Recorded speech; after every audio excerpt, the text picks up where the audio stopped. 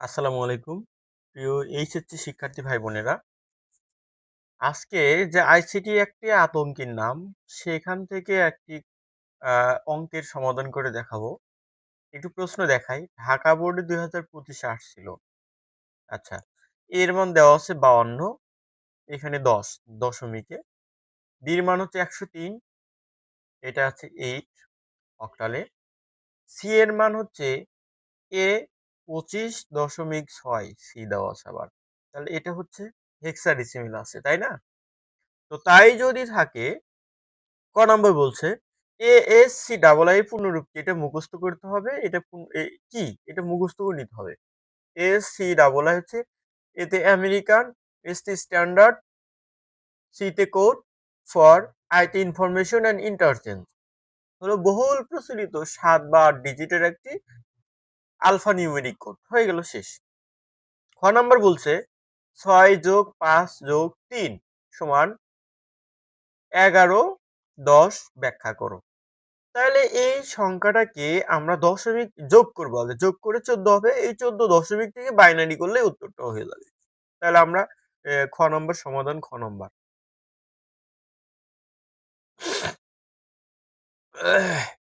সমাধান খ। তাহলে আমরা একটু যোগ করে নিব। 6 যোগ 5 যোগ 3 সমান, যোগ করলে কত হয়? 11, 12, 13, 14, 14 দশমিক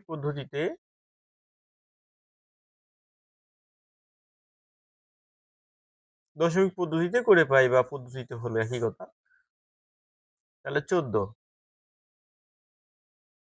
এই 14 আমরা যদি একটু দেখি 2 দিয়া, তাহলে 7 দোকানে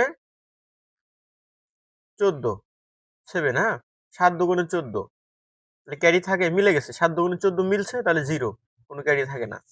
আবার 2 দিয়া, এখানে 4 দোকানে 8 বেশি হয়ে যায়, হবে না। 3 দোকানে 6, 3 দোকানে 6, তাহলে এখানে কত থাকে? 3, 3 দোকানে 6 হলো, হাতে থাকিলে কত? 1 থাকলো ক্যারি, সেই ক্যারিটা এই জায়গায় লিখতে হবে।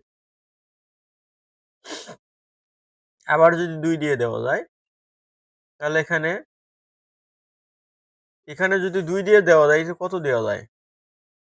2 1 2, 1, কারণ 3 দিয়ে দিলে 3 দোকানে 2 দিয়ে দিলে 2 দোকানে 4 বেশি হয়ে যায়, হবে না।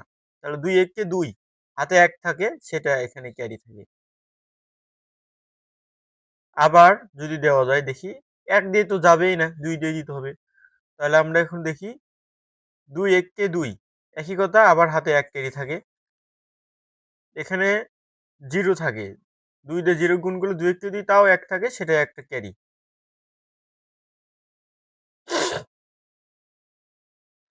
তাহলে এখন আমার উত্তর হয় কত? একটু দেখি দশমিক থেকে। সুতরাং 14, 10 দশমিক থেকে এই যে 1 1 1 0, এটা হচ্ছে 2, বাইনারি হয়ে গেল। প্রশ্নে কি বলছিল?